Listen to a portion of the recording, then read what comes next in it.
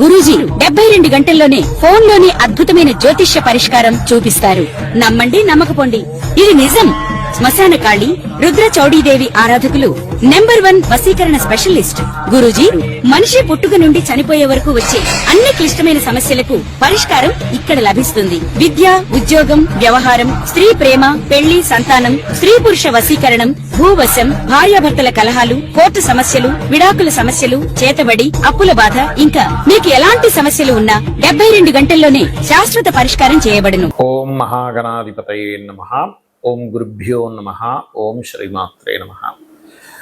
మనం ఈరోజు double transit అంటే కర్మకారకుడైనటువంటి శని భగవానుడు మరియు జీవకారకుడైన గురు బలము అంటూ ఉంటాం.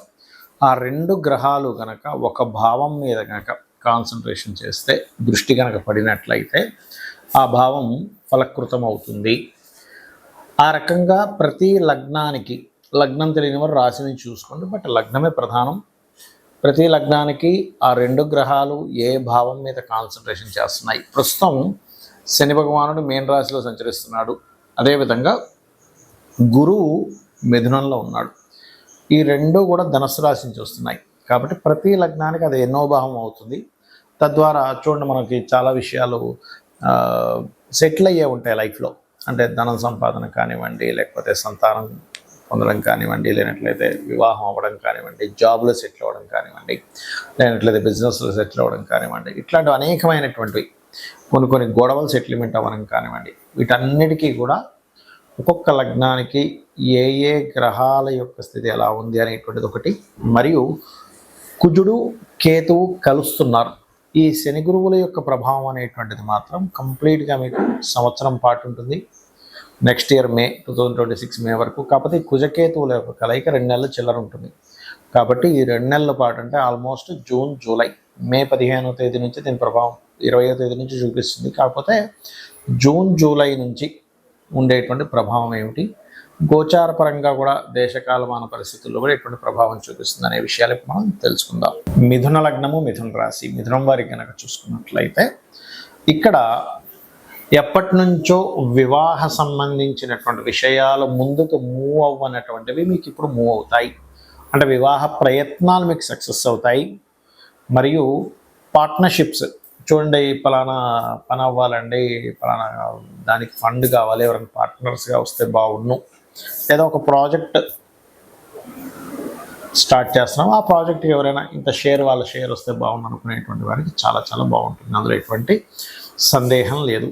అలాగే మరొక విషయం ఏంటంటే, ఇక్కడ మీ యొక్క జీవిత భాగస్వామికి ఉన్న ప్రదేశం, అంటే అతనికంటూ ఒక గుర్తింపు రావడం అనేటువంటివి బలంగా చూపిస్తున్నాయి.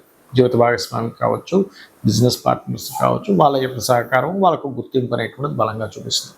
మరియు మీ యొక్క సంతానానికి, కొంతమంది చూడండి ఫస్ట్ సంతానం ఉన్నారండి, సెకండ్ సంతానం పుడతారు లేదని అడుగుతుంటారు. అటువంటి వాటికి సెకండ్ సంతాన యోగం కూడా సప్తమ స్థానం యాక్టివ్ అయినప్పుడు ఇస్తాడు. అందులో ఎటువంటి సందేహం కానీ సంకోచంగా అక్కర్లేదు. మరియు సప్తమ స్థానం అనేటువంటిది ప్రదేశం మార్పును కూడా ఇస్తుంది. అంటే ఉన్న ప్రదేశం మారి తద్వారా అభివృద్ధి యోగం మీకు మాత్రమే కాకుండా మీ యొక్క సంతానానికి కూడా వాళ్ళు చేసే ప్రయత్నాలు ఫలిస్తాయి.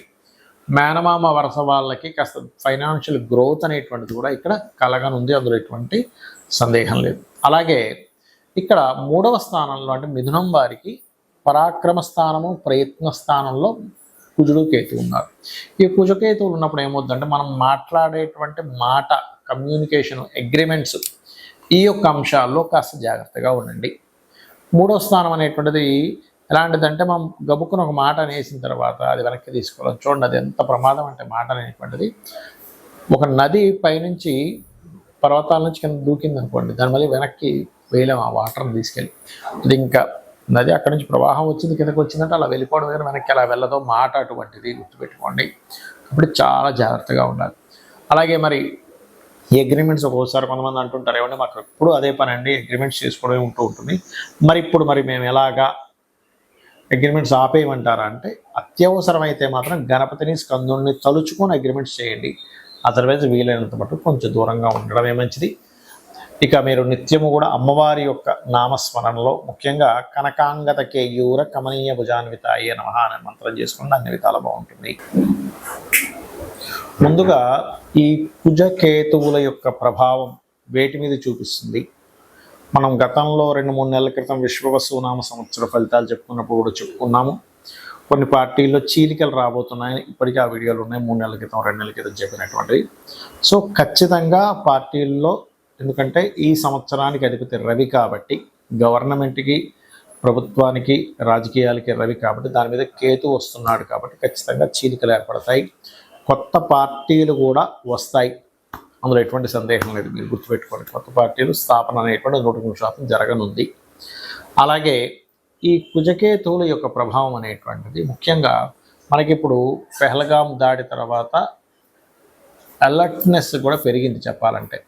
అంటే ఈ తీవ్రవాదుల యొక్క ప్రభావం మొన్నటి వరకు మనకి సరిహద్దుల్లో మనం సర్జికల్ స్ట్రైక్స్ చేయడం ఇట్లాంటివి ఏర్పడితే, ఇప్పుడు ఏంటంటే కొంచెం స్లీపర్ సెల్స్ ద్వారా హైదరాబాదు, వైజాగ్, విజయవాడ అనేకమైన ప్రాంతాల్లో కాస్త జాగ్రత్తగా ఉండాలి. మరియు ఈ కుజకేతువులు సింహరాశిలో సంచరిస్తున్నాడు కాబట్టి, కేతువు ప్రత్యేకంగా మీకు ఈ ఆధ్యాత్మిక కేంద్రాల కారకుడు కాబట్టి, సింహరాశిలో కుజుడు వచ్చాడు కాబట్టి, ప్రధానంగా ఇదేంటంటే ఇక్కడ రాజకీయము, ఆధ్యాత్మిక కేంద్రాలు కాబట్టి కొంతమంది రాజకీయ నాయకులకి అరెస్టులు అవ్వడం, జైలులకు వెళ్ళడం, పిఎం, సీఎం లెవెల్లో ఉండేటువంటి వారు ఖచ్చితంగా ఈ సంవత్సరంలో మార్పులు చెందడం, మరియు అదేవిధంగా చూసుకున్నట్లయితే ముఖ్యంగా ప్రజలందరూ కూడా కాస్త ఈ ప్లేసెస్కి వెళ్ళినప్పుడు, ఆధ్యాత్మిక కేంద్రాలు వెళ్ళినప్పుడు కాస్త జాగ్రత్తగా ఉండండి, ముఖ్యంగా మొదటి 3 నెలలు. అయితే ఇక్కడ చాలామంది భయపడుతున్న అంశం ఏంటంటే, అప్పుడు 2019-20 లాగా ఏదైనా విపరీతంగా అన్ని లాక్డౌన్ అవుతాయి అనుకుంటున్నారు. అలా ఏం అవ్వదు. మన దేశంలో మాత్రం దాని ప్రభావం చాలా తక్కువగానే ఉంటుంది. కొద్దిగా ఏదో కేసెస్ వస్తాయి, క్లియర్ అవుతాయి, డోంట్ వరీ. ఇక మరొక విషయం ఏంటంటే, ఈ యొక్క గురుశనుల యొక్క డబుల్ ట్రాన్సిట్ ఏదైతే ఉందో మీ పర్సనల్ చార్ట్లో కనుక, ఇప్పుడు అంటే ఈ గురువు శని కనుక ఒకే భావం మీద చూస్తే ఖచ్చితంగా వాళ్ళకి లైఫ్లో దాని గురించి మంచి ఫలితాలు పొందుతారు, అందులో ఎటువంటి సందేహం లేదు. అంటే లగ్నం మీరు చూశారనుకోండి, వాళ్ళ మెచ్యూరిటీ లెవెల్స్ బ్రహ్మాండంగా పెరుగుతాయి. ధనభావం మీరు చూశారు, మీరు ఖచ్చితంగా అనుకోవచ్చు నేను జీవితంలో మంచి స్టేజ్కి, ధనపరంగా మంచి స్టేజ్కి వెళ్తానని అనుకోవచ్చు, అందులో ఎటువంటి సందేహం లేదు. అలాగే 3వ స్థానం మీరు చూశారనుకోండి, వాళ్ళకి ఖచ్చితంగా సిబ్లింగ్స్ నుంచి సహకారం ఉండడము, సిబ్లింగ్స్తో ఏమైనా చిన్న చిన్న మిస్అండర్స్టాండింగ్స్ ఉన్నా క్లియర్ అవ్వడం జరుగుతుంది. 4వ భావాన్ని కనుక ఈ డబుల్ ట్రాన్సిట్ చూసిందనుకోండి, వారికి ఖచ్చితంగా, అంటే డబుల్ ట్రాన్సిట్ అయినా మీ జన్మజాతకంలో అయినా 4వ భావం మీద దృష్టి ఉంటే కనుక అప్పుడు జరిగే ఫలితం ఏమిటి అంటే 100% వాళ్ళ జీవితంలో గృహం కట్టుకుంటారు. కొంతమంది చూడండి, అయ్యో నేను అసలు గృహం కట్టుకోగలనా లేదా అని భయపడుతూ ఉంటారు. అటువంటి వారికి 4వ భావం మీద శని గురువులు ఇద్దరు చూస్తే 100% వాళ్ళకి ఎడ్యుకేషన్ మధ్యలో బ్రేక్ అయినా మళ్ళీ చదువుతారు, గృహము కట్టుకుంటారు. అది కూడా 2 గృహాలు కట్టుకునే యోగం ఉంటుంది. 5వ భావం మీద కనుక డబుల్ ట్రాన్సిట్ కానీ మీ జన్మజాతకంలో కనుక శని గురువులు చూసినట్లయితే సంతానం ఎంత ఆలస్యమైనా కలుగుతారని మనం గుర్తుపెట్టుకోవచ్చు. 6వ భావం మీద కనుకుంటే ధర్మంగా వాళ్ళ జీవితాన్ని సాగిస్తారు. అదేవిధంగా శత్రువుపై జయం కూడా లభిస్తుంది, శత్రువు లేకుండా కూడా బ్రతుకుతారు. 7వ భావం మీద కనుక కలిగితే, అంటే 7th హౌస్ మీద కనుక లగ్నం నుంచి జరిగితే చాలామంది చూడండి, వివాహం అవుతుందా కాదా అని బాధపడుతుంటారు. అలాంటప్పుడు మీకు ఖచ్చితంగా వివాహమే తీరుతుంది.